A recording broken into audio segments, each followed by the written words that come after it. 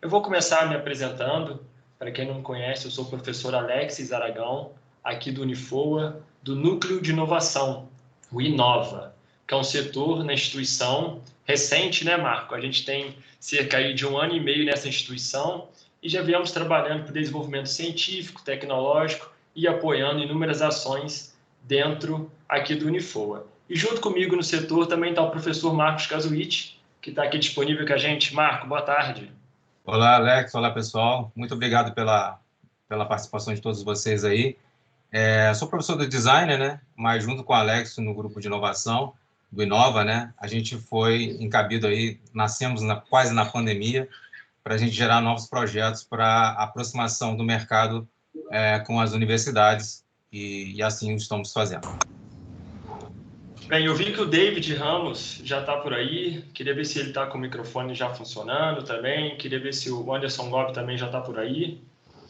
Opa, Olá, estou aqui Alex. sim. Boa tarde, tudo bem? Boa tarde, tudo certo.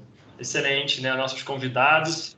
Eu vou fazer uma breve introdução da nossa proposta do dia, apresentar a proposta desse projeto para que todos possam conhecer. Em sequência, a gente inicia com o nosso talk. Combinado, gente? Perfeito. Bem, então, a gente está aqui hoje, no dia 21 de abril, definido pela ONU, desde 2017, como o Dia Internacional da Criatividade e Inovação, que nesse ano, em 2021, vem justamente com uma proposta muito aliada com o nosso projeto, que é o desenvolvimento de habilidades com foco em empregabilidade, geração de renda e também para lançar esse projeto, né, o MOVE, igual a gente divulgou aqui, que fala sobre o mercado e as profissões que estão em constante movimento. Antes de a gente iniciar, eu queria agradecer ao presidente da Fundação Oswaldo Aranha, Eduardo Guimarães Prado, a magnífica reitora do Unifoa, professora Úrsula Fraga, aos pró-reitores que apoiaram o desenvolvimento, Bruno Chaboli, Luciana Zedias, Cristiana Tomaso, ao SPI, o Setor Pedagógico Institucional, por meio da professora Bruna Casiraghi, que também é uma parceira nossa nesse evento, nesse projeto. E também, como disse inicialmente, professores, coordenadores e alunos e convidados que estão presentes hoje aqui, prestigiando o lançamento do nosso projeto. E para contextualizar vocês do surgimento dessa proposta aqui de hoje, cabe lembrar que essa proposta ela inicia lá no final de 2020, com o que a gente chamou na instituição de Projetos 2021. O que é o Projeto 2021? Todo o núcleo de gestão acadêmica da instituição se reuniu para que a gente pudesse trabalhar em prol de dois grandes eixos na instituição, pensando nos alunos. A experiência dele aqui em nossa instituição, mas também nas oportunidades e desenvolvimento da carreira. E o projeto MOVE, ele surge justamente desse segundo eixo, em poder contextualizar e promover oportunidades na formação de nossos estudantes. E qual é o contexto que ele se desenvolve? A gente sabe que a gente vem vendo significativas mudanças na sociedade global, sejam impulsionadas pela tecnologia, pandemia do Covid-19, sustentabilidade. Essa porra desse processo, cara. Pedir para o pessoal poder mutar o microfone. Sustentabilidade, outros fatores que vêm fazendo modificações constantes e vêm alterando o comportamento e a atitude das pessoas. E a dinâmica social do trabalho também passa, também é impactada por essa formatação nova, exigindo novas competências, uma nova abordagem no mercado, justamente porque ocorrem essas alterações nas organizações, no modelo produtivo, surgem novos instrumentos de comunicação, novas formas de gestão, novas formas de trabalhar. E o permanente cenário de modificação, ele aumenta também o quê? O nível exigido dos requisitos para os profissionais no mercado de trabalho. Vai influenciar os programas de treinamento, expectativas da educação superior e também vai acarretar numa série de novas possibilidades que possam atender às atuais demandas, mas também muitas que ainda estão por vir. É justamente nesse contexto que nasce o MOVE, mais do que um projeto. Ele é um movimento que a gente faz com a instituição para discutir as transformações do mercado e as suas implicações para o desenvolvimento do perfil profissional. E como o MOVE, como é que esse projeto ele vai se consolidar dentro da instituição? Nós temos inúmeras atividades que irão ocorrer ao longo do ano. Hoje, a gente parte do lançamento dessa live para consolidar também o tema, as nossas práticas e apresentar o projeto. A primeira das ações são as lives, que a gente vai desenvolver tanto especificamente dentro dos cursos, como também lives como essa, né, aberta a nível institucional. Estamos também prevendo inúmeros mini-cursos, meetups, que são os encontros abertos para que todos possam participar e colaborar. Temos também planos e oficinas de mentoria de carreira, para que os alunos também possam refletir sobre as práticas que ele vem desenvolvendo e como construir um currículo ideal, né, para aí o profissional do futuro. Bem, tendo em vista a apresentação do projeto, eu queria então apresentar formalmente os nossos convidados. Sem muita formalidade, claro, eu queria, né, apresentar o Anderson Gobi, se ele pudesse já aí abrir a câmera para a gente, o microfone. Olá, Alex. Boa tarde, né? Boa tarde, muita Marcos. satisfação Olá.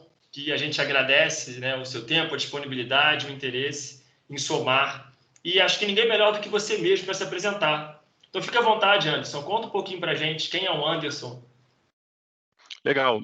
Meu nome é Anderson Gobi e eu moro na Califórnia, em Los Angeles. Trabalho na Microsoft há 20 anos. Trabalhei durante quase 15 anos como consultor e engenheiro de campo, atuando com clientes corporativos na América Latina e durante 8 anos aqui nos Estados Unidos. E há 5 anos atrás eu integrei a área de negócio da Microsoft, responsável por desenvolver serviços, né, produtos e serviços para clientes corporativos. E aí, nesse sentido, hoje eu trabalho numa área responsável por 4,6, em torno de 4,6 bilhões de dólares, não 4,6, desculpa, 4,6 bilhões de dólares de revenue, de lucro para a Microsoft. A minha área especificamente, a minha solução é Modern Work, Microsoft 365, Office 365, além de IT Service Management, o que a gente chama conceitualmente na Microsoft de Modern Service Management, que é a versão para nuvem, né, para as tecnologias de nuvem. Há 2 anos atrás eu integrei o núcleo de Business Strategy, então eu sou hoje líder global de estratégia para serviço corporativo da Microsoft. Além disso, tenho outras aventuras fora da Microsoft também, sou empreendedor, tenho em torno de 2 ou 3 startups fundadas no Silicon Valley, advisor e consultor para outras startups da região também. Gosto muito de me envolver com a comunidade, a questão social. Faço parte da Atitude Infinita, que é um projeto do professor Glauter, que vocês devem conhecer também, onde a gente faz mentoria para jovens. Faço parte também de programas de mentoria e estou integrado na comunidade de Los Angeles, mas principalmente com a comunidade brasileira. Então, eu tenho uma paixão muito grande em conectar com a juventude e ajudar a potencializar opções de carreira, dificuldades pessoais e tudo mais, né, com a experiência que a gente tem, um pouquinho de experiência que a gente tem de vida. Então, esse sou eu. Perfeito, seja muito bem-vindo, né? Agradeço mais uma vez aí o momento, a disponibilidade em poder somar com a gente no lançamento desse projeto, um momento de grande importância aqui para a nossa casa. Que a gente recebe também o David Ramos. Já está ouvindo a gente? Tudo certo, David? Sim, estou ouvindo bem. Perfeito. Se apresenta para a gente, conta aí para a gente quem é o David Ramos. Então, é um prazer estar aqui com vocês. Eu faço parte da Alcatea, uma incubadora de startups, né? Fica aqui em Volta Redonda. Então, sempre é bom colaborar com a comunidade, principalmente com o núcleo universitário. Estamos à disposição aí. Perfeito. Agradeço aí também a presença, a disponibilidade em somar com a gente nesse projeto. Bem, antes de eu começar, então, a gente fazer nosso bate-papo, que a gente pretende aqui desenvolver, né, algumas reflexões sobre a transformação do mercado e das profissões, eu queria só explicar a dinâmica para a gente, né? Então, o que eu trouxe? Eu trouxe alguns contextos, né? Então, eu contextualizo uma situação e depois passo, né, para que vocês possam falar. Eu posso começar direcionando para um, na próxima pergunta o outro começa, a gente vai revezando assim, justamente, né, para ver quem fala primeiro ou segundo. Mas vou sempre direcionando para que a gente possa aí ter mais assertividade. Perfeito. A gente está aqui hoje falando, né, propondo a se falar da transformação do mundo, que é acelerado, exponencial, que chamam de mundo VUCA, né? E nesse cenário, os mercados são levados a aderir às mudanças e também adaptar novos contextos. Dentro, né, desse contexto que eu apresentei, quais são os fatores que vocês podem destacar como agentes de transição desse mercado e como eles vêm impactando? Vou começar com o Anderson. depois você pode responder. Beleza, David? Maravilha. Eu colocaria 3 fatores como fatores principais. Uma é claro, a evolução tecnológica, a transformação digital e a aceleração de novas tecnologias que estão emergindo no mercado. E isso traz uma certa competitividade. Então, você tem a opção de adotar ou não. Ao fazer a não adoção das tecnologias vigentes no mercado, você perde, porque você está deixando de otimizar o seu processo de concepção de produto e serviço para conseguir também escalonar melhor e mais rápido, com mais eficiência, as soluções que você tem colocado no mercado. E aí, em cima desse item, tecnologia, a gente pode falar de inteligência artificial, com inserção de bot, IoT, evolução de IoT, como que isso vai servir à nossa comunidade, Big Data e a utilização de Big Data, né, os pontos de dados que você tem para fazer manipulação e inserção para influenciar a conversão, a adoção e a retenção do consumo de produtos e serviços. Um fator que é importante é a parte também social, de ética, que tá ficando muito vigente no mundo inteiro. Então, a questão da legislação, por exemplo, a introdução do GDPR, que no Brasil é Lei Geral de Proteção de Dados. Isso é muito importante, essa parte de legislação para a proteção de dados, privacidade do usuário. Eu acho que isso também é uma questão muito importante que as empresas têm que estar bem antenadas, e se elas não tiverem, elas vão perder também espaço nesse mercado competitivo. E um problema que a gente tem gigante, que todo mundo sabe, que é a liberdade de alcance. A liberdade de alcance é um problema que ainda está sendo discutido nos Estados Unidos, no Congresso americano e no mundo inteiro.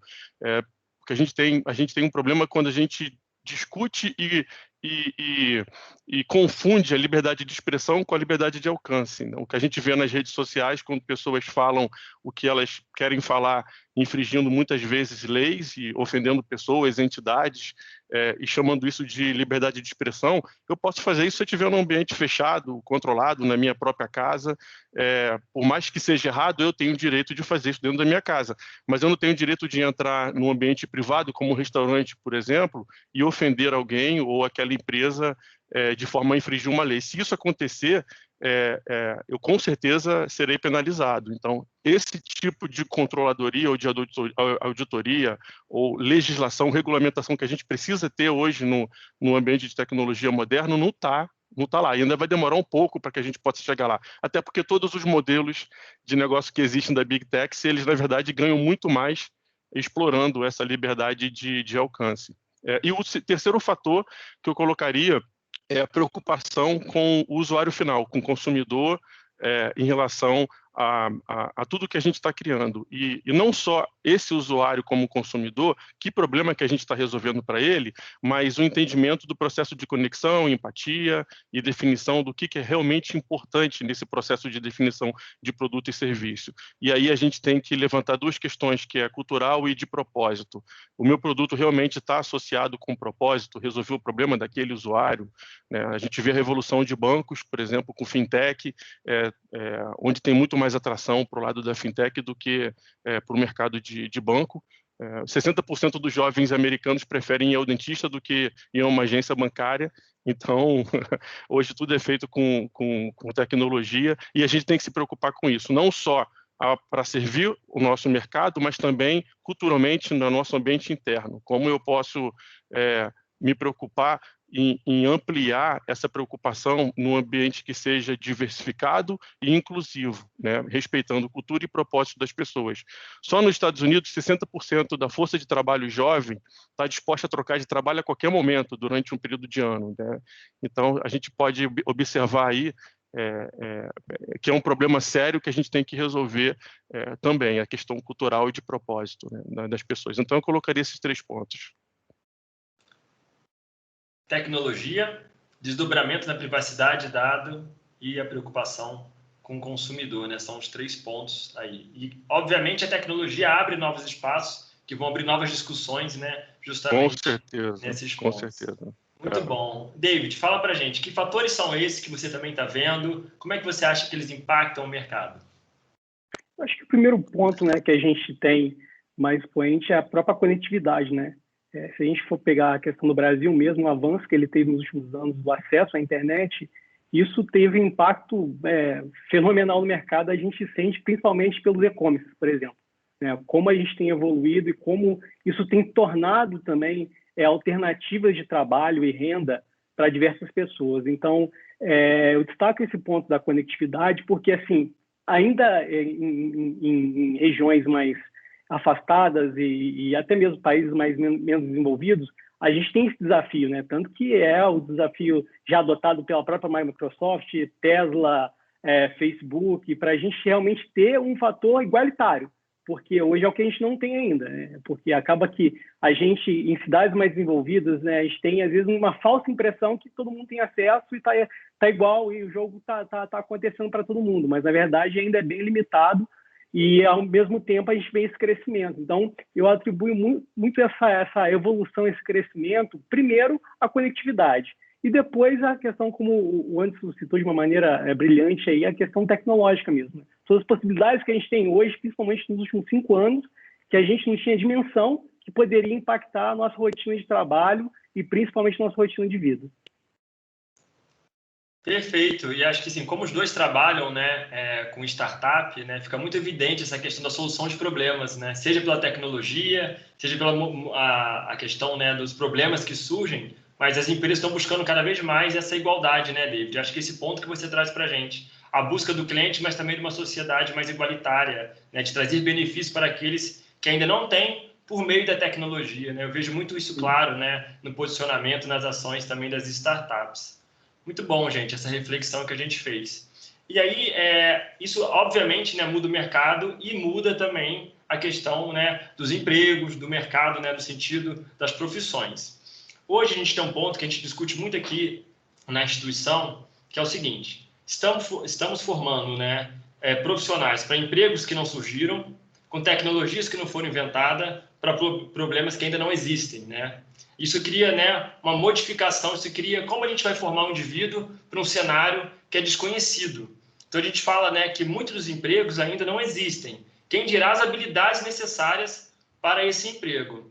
E a humanidade está ingressando numa nova fase da junção dessas tecnologias, sejam físicas, digitais, biológicas, e vai mudar essa forma como trabalhamos. Eu tenho uma pergunta especial para os dois, e a gente pode até começar com o David. Vocês já experimentaram essa experiência da incerteza na profissão? O que de aprendizagem vocês têm nesse contexto que vocês podem dividir com a gente aqui e que seja importante? Isso é muito bacana, né, Alex? Porque a gente já vive isso. Eu vou citar vou exemplificar uma situação. Há pouco tempo atrás não existia nada relacionado a mídias sociais, a profissionalização. Como um redator exclusivo, um design, ou um gestor de tráfego. Isso, assim, eu acho que é o mais próximo que a gente tem da realidade hoje, de profissões, que hoje a cadeia de mídia social ela engloba diversas profissões, que não existiam há pouquíssimo tempo atrás, e hoje já se tem realmente uma série de gabaritos para tal atividade, né, para tais atividades. Então, o que eu destaco nesse movimento de realmente de futuro incerto, profissional, é principalmente a nossa capacidade de aprendizado e a nossa humildade de entender que o jogo mudou, né, para todo mundo.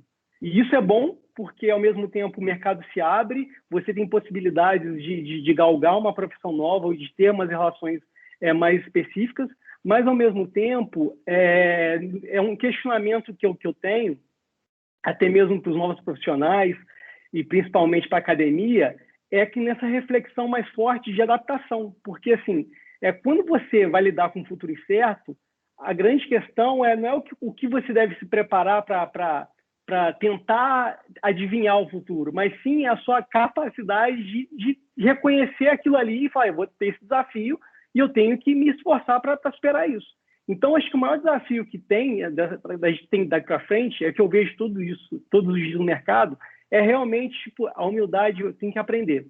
Eu tenho que me esforçar e buscar formas alternativas de educação e de aprendizado para eu poder avançar. Processo, né, de constante aprendizagem. A gente trabalha isso muito na instituição, né? Hoje a gente busca fazer com que os alunos aprendam a aprender novas coisas. Porque como o futuro é incerto, e mediante a cenários complexos, é justamente nesse movimento de aprender novas coisas que ele poderá descobrir, né, e achar possíveis caminhos. Você concorda, Gobi? O que você traz de experiência para a gente nessa área? Com certeza. A gente volta lá naquele ponto da velocidade de transformação digital, inserção de novas tecnologias e tudo que está acontecendo em relação à nossa sociedade, né? Hoje a decisão, um outro ponto que eu colocaria, a questão de sustentabilidade, aquecimento global, tudo está sendo discutido. Então, o indivíduo consumidor ele tem uma responsabilidade social enorme, se ele parar para pensar do uso da tecnologia, que vai até da decisão de comprar um tomate, e ele vai comprar o tomate no supermercado, e aí ele vai ficar sabendo que ele está, na verdade, contribuindo e colaborando apoiando pesticidas, por exemplo, tóxicos, trabalho degradante que está contribuindo com aquecimento global, por exemplo. Então, é uma questão de reflexão dessas incertezas que a gente traz com tudo que a gente está vivenciando hoje.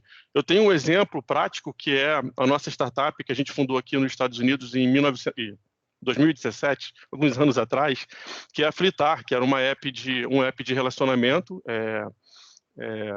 que utilizava realidade aumentada.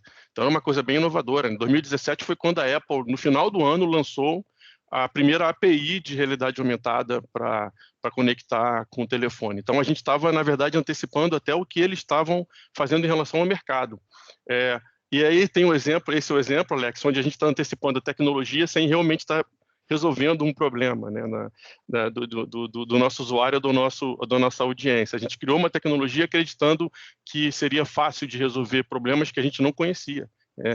O problema é que o mercado não estava pronto para consumo de realidade aumentada, então a gente literalmente quebrou a cara nessa, né? Alguns telefones, o mercado americano já tinha telefone moderno na época e a gente tinha um rate de 4.7 na Apple Store. No Brasil, quando a gente lançou, o nosso rate era de 2.7, porque a maior parte da população tem Android e os telefones, a experiência de realidade aumentada não era boa, mas o principal fator que eu queria colocar aqui não é nem só a inserção de tecnologia, é na verdade a preocupação que a gente deve ter de novo, conectar com os problemas que existem no mundo atual. E eu concordo com o Davi nesse ponto, que a gente tem que aprender, na verdade, a engajar e aos poucos entender esses problemas. É um problema de cada vez, é um dia de cada vez.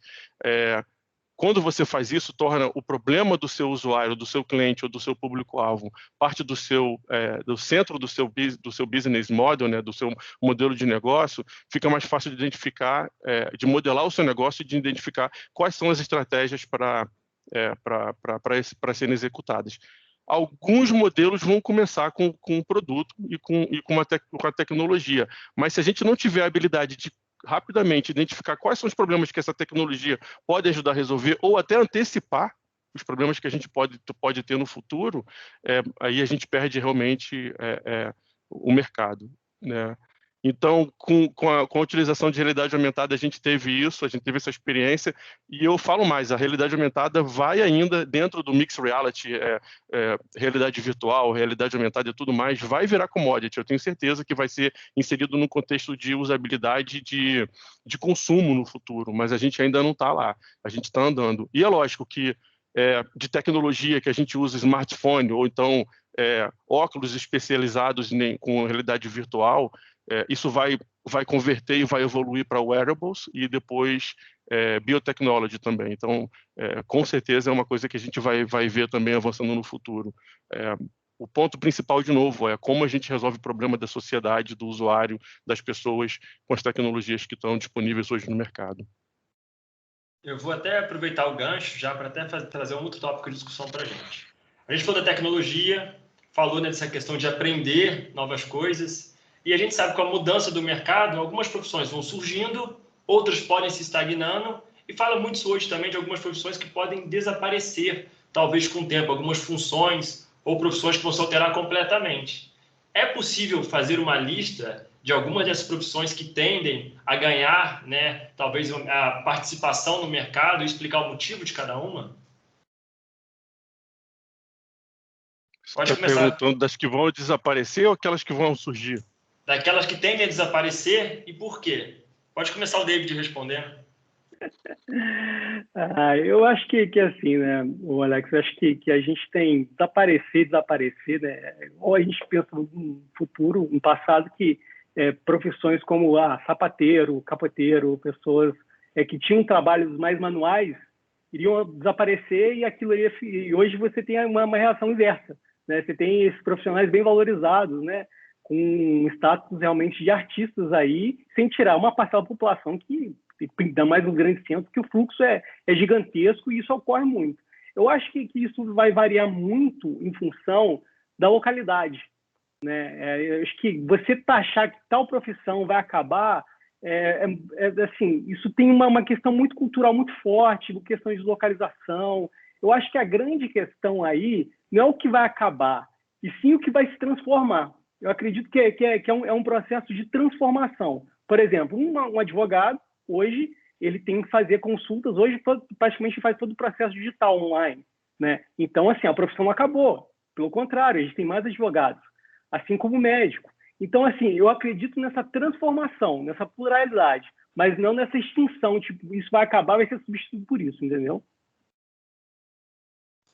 Vai muito de encontro com essa transformação do local que você falou, né? Então, determinado mercado há um determinado problema, o que exige determinada função, né? E isso pode ser diferente daqui para diferente de outro cenário, né? E a transformação. Exatamente. A gente falava muito assim, agora que tem o digital, o livro vai sumir, né? E, na verdade, também não sumiu, né? Pelo contrário. Você tem uma nova abertura no mercado, um novo modelo, mas mercados ambos continuam existindo, né? Tanto físico quanto digital. E você, Gobi, o que você acha? Eu acho que o Davi ele fez um alicerce muito bom, porque eu posso jogar a lista agora. Eu concordo plenamente com essa questão. Eu acho que é questão de transformação.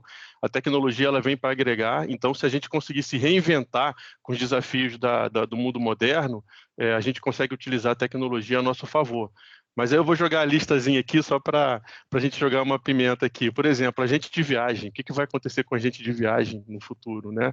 Com todas as apps e soluções que a gente tem hoje, Airbnb, você faz tudo, faz booking de passagem aérea, reserva de hotel ou de casa, compra serviço, tudo digital. Eu não preciso de agente de viagem para absolutamente nada. E aí, nesse sentido, o desafio do agente de viagem, como é que ele pode se reinventar para que o papel dele continue sendo fundamental, né? E aí a gente volta de novo na questão do propósito e cultura, né?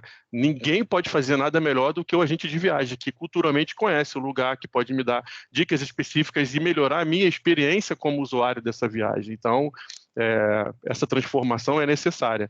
O profissional ele tem que ficar atento com as oportunidades que ele tem de acelerar o negócio dele com a tecnologia e se de reinventar com o tempo, com as questões que a gente tem no mundo atual.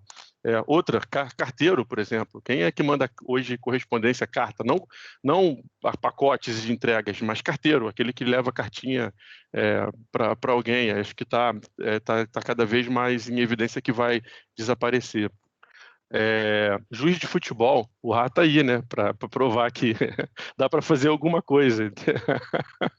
Mas tecnologia está disponível, não realidade aumentada, mas inteligência artificial, bot, com processo de decisão. Acho que a gente pode cada vez mais otimizar esses processos e usar a tecnologia a nosso favor. Como é que o juiz de futebol vai se reinventar? Eu não sei, porque nem querido ele é dentro de campo, então vai ser um desafio muito grande para ele.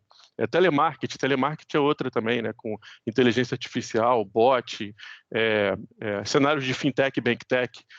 Eu fiz uma pesquisa muito intensiva no cenário de fintech e banktech, que é um dos projetos que a gente tem, e aí tem uma determinada situação que você usa nesses modelos novos de banco, né? O banco tradicional é um banco muito ruim, porque é um banco que quer te penalizar ou quer te dar um prêmio. Você tem um cartão ouro ou tem mais limite porque você paga em dia e você é penalizado com taxas de juros absurdas porque você deixou de pagar o seu cartão em dia. Mas ele nunca se preocupou em resolver os seus problemas. O fintech faz isso. Você paga a sua luz, com a sua conta de luz, você transfere a sua parcela do barzinho que você consumiu ali um produto, tudo é feito hoje com fintech, com essas apps modernas. E aí a gente imagina um cenário onde o meu cartão de débito é roubado, é furtado, e esse ladrão ele tenta usar esse cartão de crédito no caixa, automaticamente a câmera vai detectar com reconhecimento facial que esse não sou eu, vai avisar o centro de operações do banco, vai avisar o departamento de polícia que tem alguma coisa acontecendo, automaticamente vai identificar a minha localização como cliente, vai identificar qual é a agência mais próxima dessa localização, vai mandar uma mensagem para um gerente daquela conta e vai me pedir para que eu me locomova para aquela agência, para que eles possam me dar um cartão e substituir esse cartão, né? Bloquear o anterior e substituir. Então, esse uso de tecnologia absurda consegue acelerar esse processo de um cenário que acontece muitas vezes. Não só isso, mas eu posso ter também uma câmera dentro da agência, ao chegar, ela vai fazer o reconhecimento facial e vai entender quais são as minhas emoções. Eu estou nervoso, eu estou chateado, eu estou...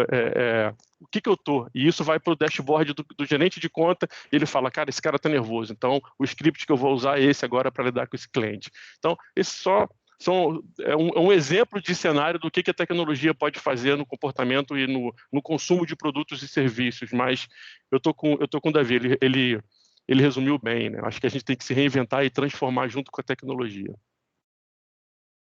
Ô, Gobi, você trouxe um ponto que eu acho bastante pertinente para a gente discutir aqui, que é o propósito, né?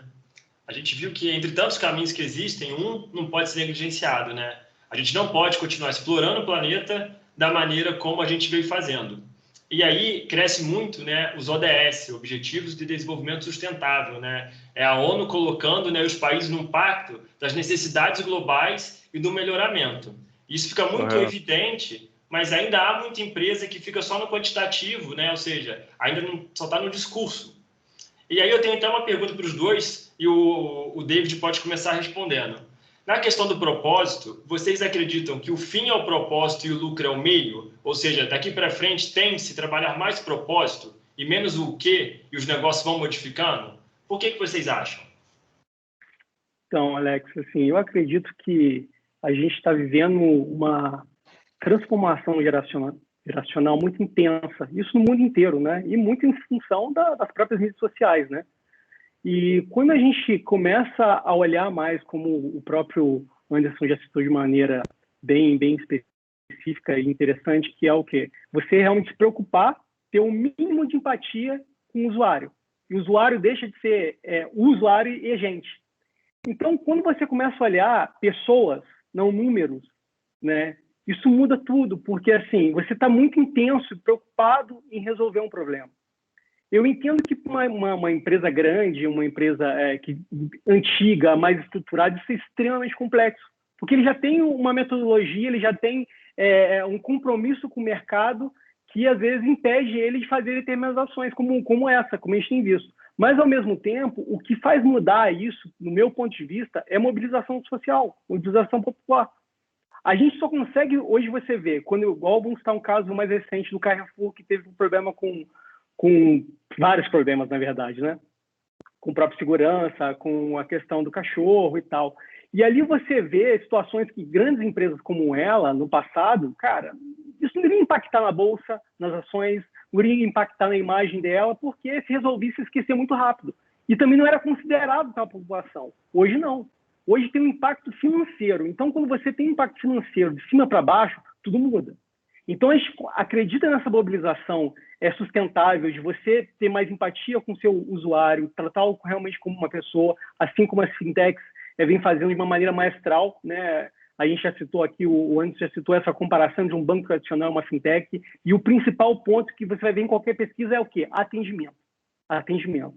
Então, eu acredito que essa mudança não de foco, né, em relação a propósito e lucro, as duas coisas elas caminham juntas. Eu não vejo uma coisa mais importante que uma outra, porque uma empresa também só com prejuízo, sem ser, digamos, estruturado, como a gente vê principalmente nos Estados Unidos, onde que as empresas tomam prejuízo anos, mas é estruturado, aquilo está calculado.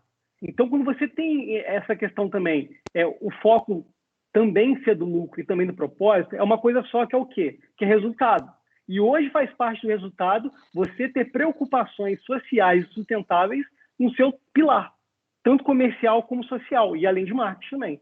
Então, quando você junta essa tríade, é inevitável, porque o mercado está pronto para isso. O mercado te exige isso. E no final, essa entidade, que a gente não sabe quem é, mas que comanda as coisas, que é o mercado, é que dita as regras. É manter o foco, né, tanto econômico, social e ambiental, né, tentar equilibrar o 360, né, um nem outro, né, o equilíbrio entre as partes, para que tanto a empresa quanto o mercado e o planeta também possam se desenvolver. E você, Gobi, como é que você pode Concordo. colaborar com a gente nesse sentido? Eu concordo plenamente. Eu sim acredito que o propósito passa a ser o fim e o lucro é o meio, porque o que acontece hoje, existe uma resistência nas mudanças que estão sendo apresentadas às corporações e aos profissionais. Por exemplo, a questão da emissão de carbono, né? A gente fala muito sobre isso. Então, tem muito CFO, diretor executivo de finanças de empresas, que acreditam que investir na redução de emissão de carbono é custo. E não é custo, né? Se você, na verdade, adotar a metodologia correta e implementar da forma correta, você vai, na verdade, economizar. Setor automotivo, por exemplo, nos Estados Unidos, uma das maiores aqui nos Estados Unidos, ano passado reportou que economizou 5 bilhões de dólares com redução de carbono. Então, agora ela passa a ser uma empresa que está colaborando com o ambiente sustentável, ela acelerou o processo, ela consegue se reinventar, né, e reutilizar recursos naturais e crescer, e sair na vantagem. Então, ela, além da questão do propósito de cultura, porque ela vai atrair um público que tem essa preocupação, ela consegue economizar ou deixar de gastar 5 bilhões de dólares com aperfeiçoamento e a elaboração de processos que não eram antes considerados como parte da produção de produtos e serviços da empresa. Então, com certeza, eu acredito muito nisso. Isso vai em todos os setores, na verdade. E uma oportunidade que a gente tem grande dentro das pequenas e médias empresas, eu acho que o único diferencial hoje possível de trazer com uma vantagem enorme para a pequena e média empresa é o fator da cultura e propósito. É você conseguir entender como o seu cliente precisa ser tratado. Porque se eu faço isso numa loja de sapatos local de Volta Redonda, eu consigo promover essa mudança muito rápido.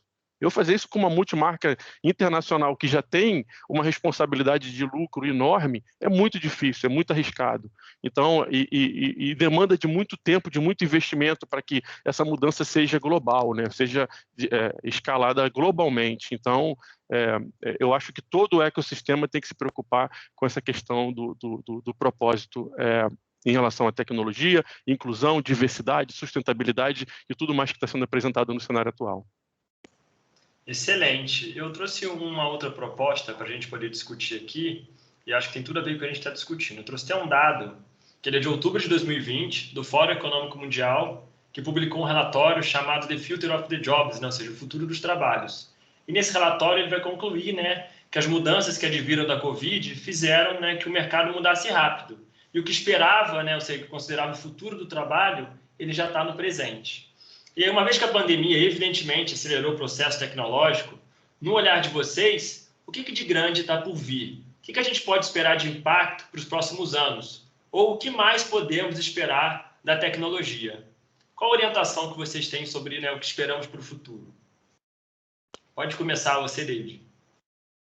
Maravilha. Eu acho que um ponto importante para isso, Alex, é realmente é o fator do setor, no sentido de local, né? A gente tem um fato, os dados que você levantou, isso é muito interessante, e ao mesmo tempo a gente tem a questão da abrangência, né? Uma possível impacto que teve aqui em Volta Redonda é muito diferente do que teve nos Estados Unidos, né? Como você pode também mudar daqui para São Paulo, da Argentina, enfim. Então, acho que daqui para frente, uma coisa que para mim, pelo menos, ficou muito claro é a questão da adesão da tecnologia de uma forma útil. Ou seja, hoje, qualquer pessoa, né, que tem acesso à internet, independente da idade, ela conseguiu ver utilidade da internet. Seja pelo simples fato de conexão, né, de você fazer uma ligação via WhatsApp aí para um parente distante ou mesmo próximo, mas em função da pandemia não poder ter o contato físico. Então, eu acho que assim, o primeiro ponto que a gente vai começar a entender daqui para frente é a utilidade. Tipo assim, a internet ela tem utilidade para todas as classes sociais e todos os níveis, a partir do momento que você tem acesso. Então, o impacto que vai ter isso no mercado profissional e também no mercado, na questão mercadológica, comercial, é o crescimento natural do consumo, da priorização dos serviços e de materiais.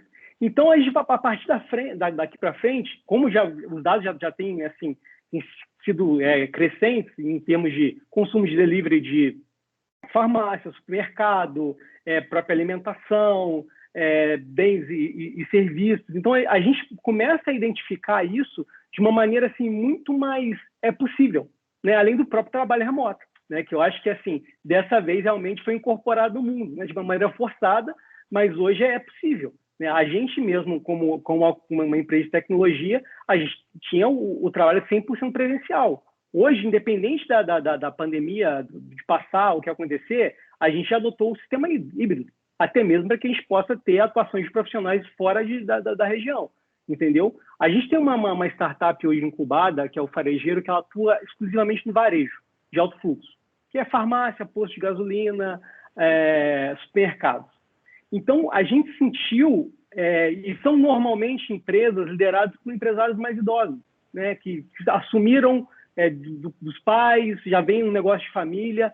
Então, assim, a gente sentia uma adesão baixa ainda do fator tecnológico, a nossa solução é de inteligência artificial e monitoramento de compra e venda em tempo real via aplicativo. Então, a partir dali, isso era difícil explicar para boa parte do mercado. Por mais simples que seja, era bem complexo.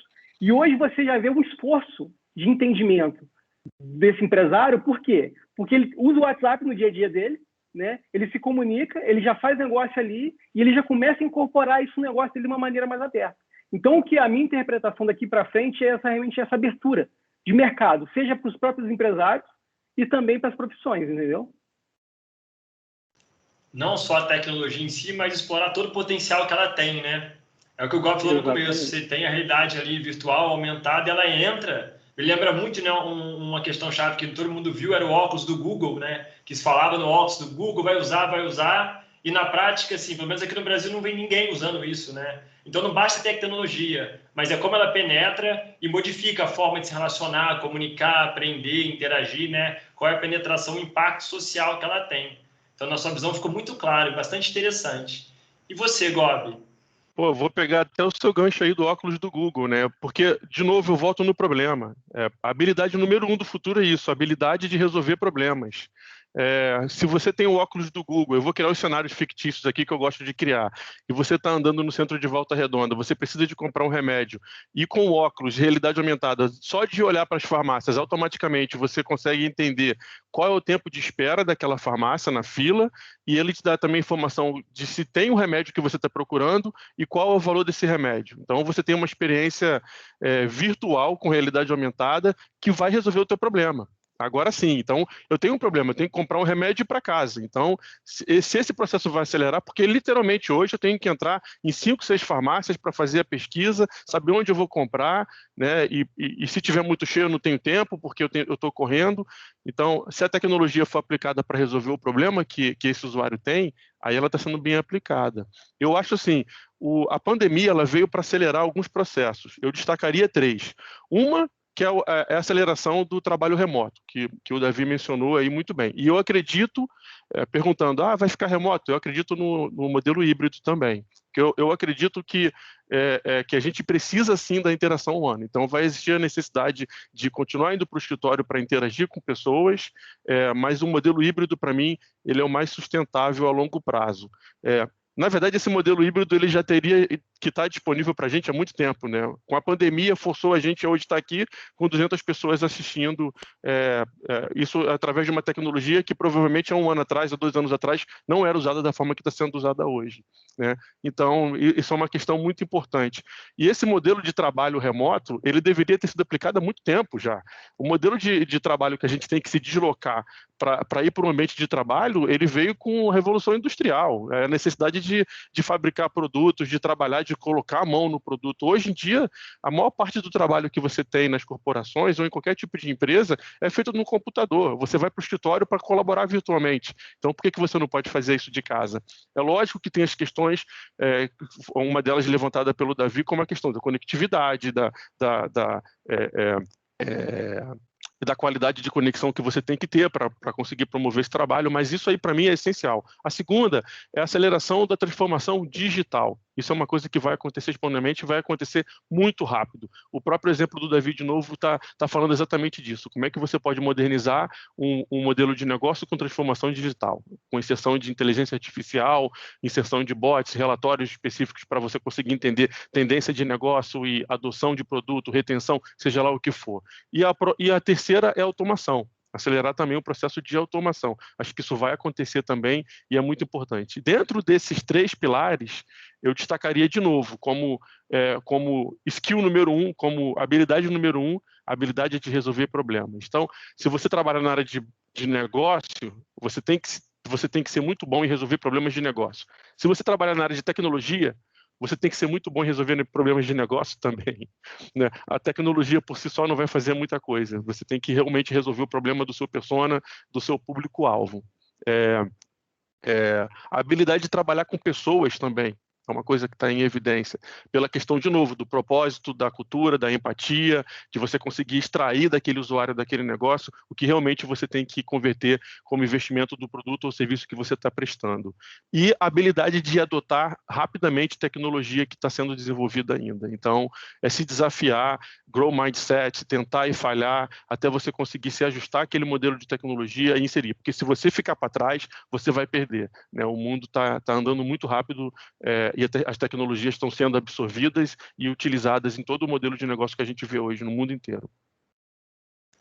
Ô, Gobi, bastante interessante isso, e me faz pensar, né, que frente a essas mudanças, as empresas vão precisar o quê? De lideranças, que são as pessoas que irão conduzir essa mudança, né, ou essas mudanças dentro das organizações. E aí, já puxando esse gancho das habilidades, vou passar a pergunta para o David. Que habilidades você enxerga como importantes para esses líderes do futuro, para essas pessoas que vão conduzir a transformação? Acho que o primeiro passo, né, eu vou citar novamente, é a questão da empatia, né? Eu acho que a gente está vivendo a tecnologia, como o próprio Gobi citou aí, ela vem para facilitar, mas ela sozinha ela não faz muita coisa, né? E o nosso objetivo não é não nos exterminar, né? Vamos criar uma tecnologia tão avançada a ponto de Hollywood representou isso muito bem, né? A gente avançar com a tecnologia e no final a tecnologia se voltar contra a gente.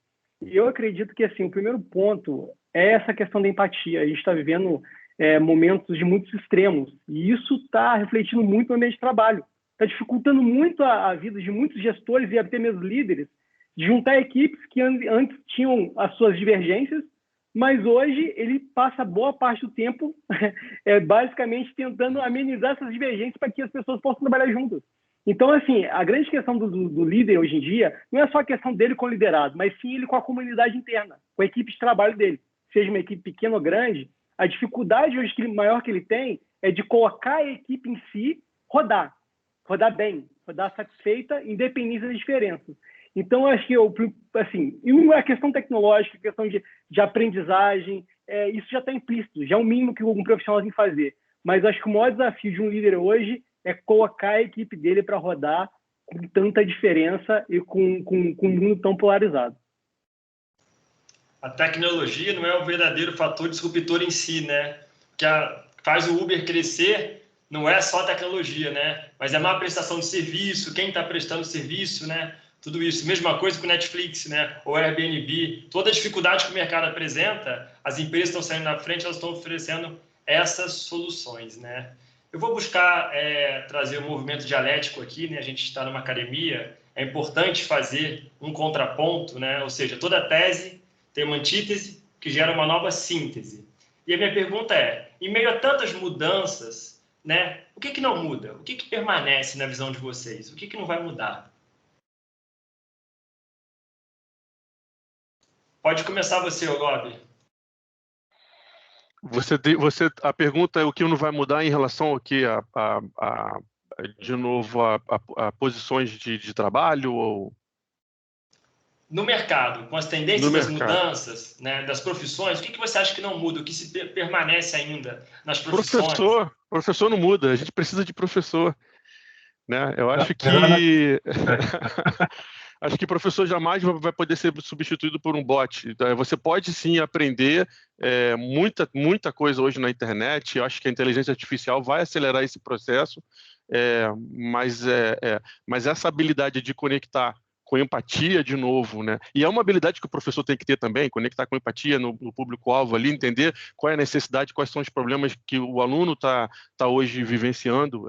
Um dos exemplos. Segurança pública, eu acho que a gente está ainda um pouquinho longe de ter Robocop andando na rua, acho que não, vai demorar um pouquinho, acho que segurança pública ou agentes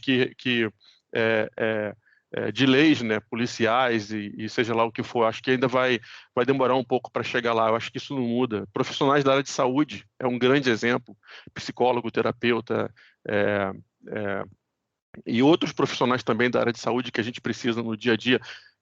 Eles precisam se reinventar, como o David tinha comentado antes, concordo, a transformação digital está vindo, então a inserção de tecnologia ajuda, sim, por incrível que pareça, a gente consegue, sim, fazer hoje uma cirurgia de olho remotamente, mas a gente ainda precisa do instrumentista estar do outro lado manuseando esse instrumento que está sendo operado. Então, existem muitas questões ainda e muitas profissões que a gente vai precisar do fator humano por essa necessidade de se adequar à necessidade específica que a gente só consegue entender através dessa conexão e da empatia. Então, eu acho que arte, outro exemplo é arte, né? Um profissional que trabalha na área de arte, por mais que a gente veja os novos robozinhos aí fazendo coreografia, é impossível de substituir o trabalho que a gente vê na área de arte também, com todas as questões que a gente coloca em prática.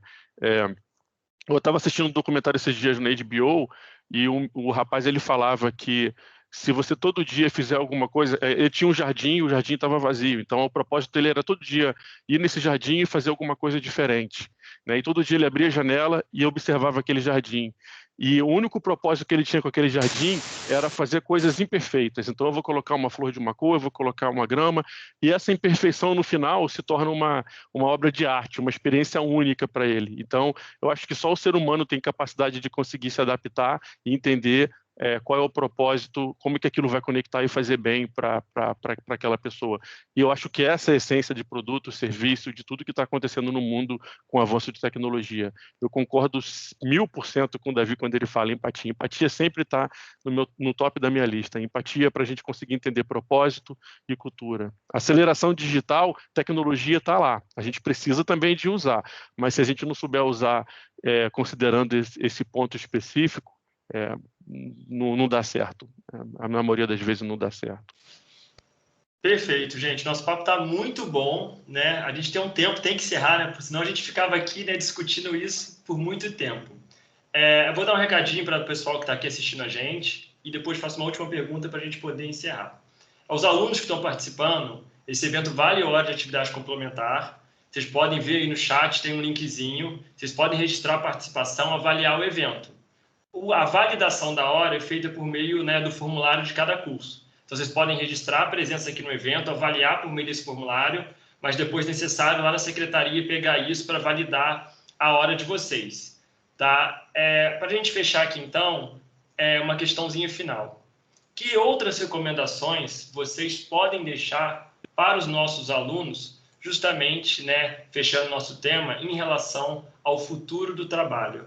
Pode começar você, David, e depois você pode emendar, tá, Anderson? Fica à vontade. Primeiro, já agradecendo aqui a oportunidade, né? É um prazer estar com vocês aqui, Alex, Marcos, Bob. É um prazer conhecê-los, né? O contato foi enriquecedor. Estou muito feliz em poder contribuir de alguma forma. O que eu vim citando já, né? Até ao longo da nossa conversa, eu gosto sempre de conversar isso com o nosso time, é simplesmente o fato de você evoluir no seu processo de aprendizagem, né? A gente, aqui no Brasil, condiciona muito a educação, né, no sentido amplo, à sala de aula, né? E a educação, para mim, ela envolve muito mais coisas além da sala de aula. É claro que é muito importante, mas acho que o que mais é relevante nesse momento é aproveitar a oportunidade de aprendizado.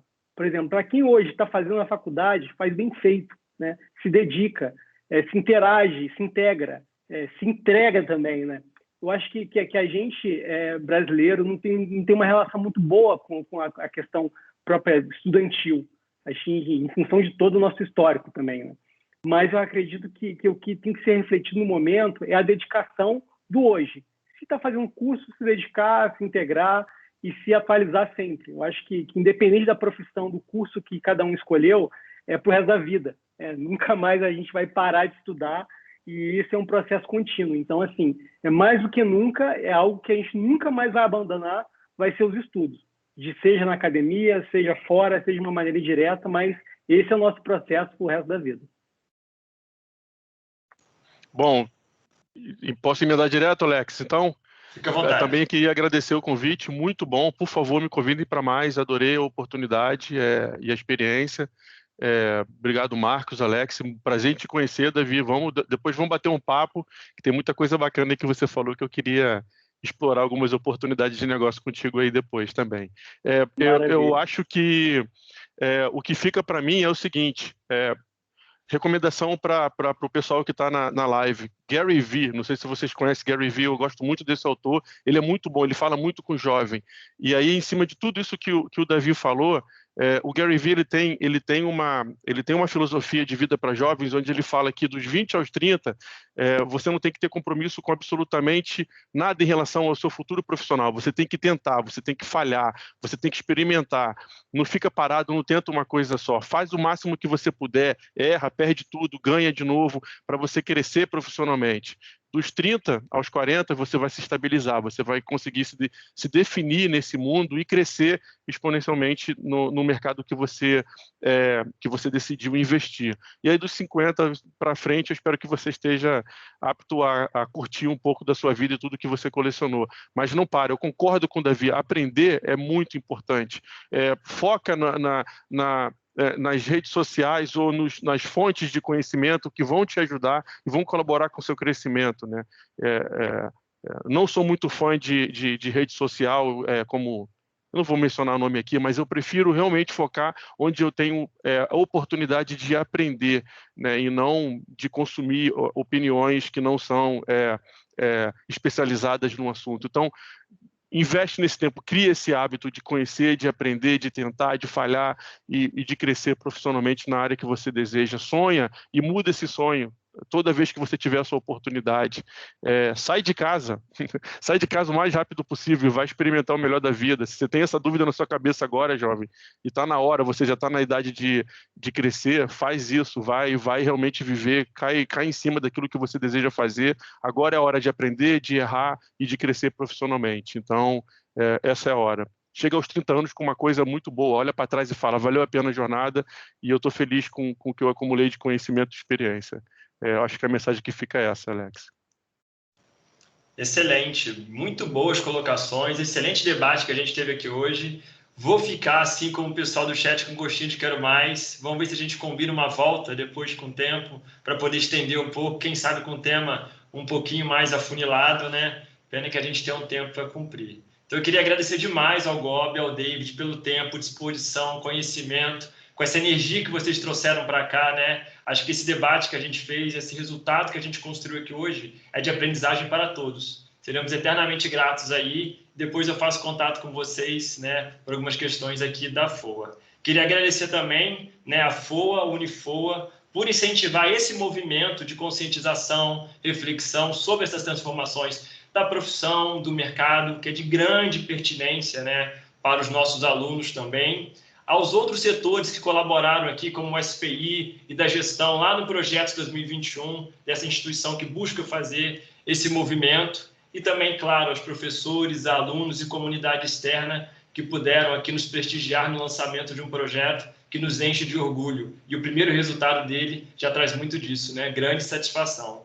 Muito obrigado a todos. Queria mais uma vez lembrar a importância da avaliação do evento no chat, por meio do formulário, registrar, né, a participação e também valendo 3 horas de atividade complementar. Para encerrar, eu queria agradecer, por último, um aluno, um egresso nosso, que é o Igor Monteiro, que ele não pôde estar aqui no começo, mas ele nos ajudou desde, né, do desenvolvimento da proposta do projeto e também na parte da identidade visual. Então, todo o material gráfico aqui que foi desenvolvido pelo aluno Igor Monteiro. Agradeço, Igor, mais uma vez pelo excelente trabalho, compromisso, não só durante a faculdade, mas posteriormente, está aqui somando com a gente. Muito obrigado, meu amigo.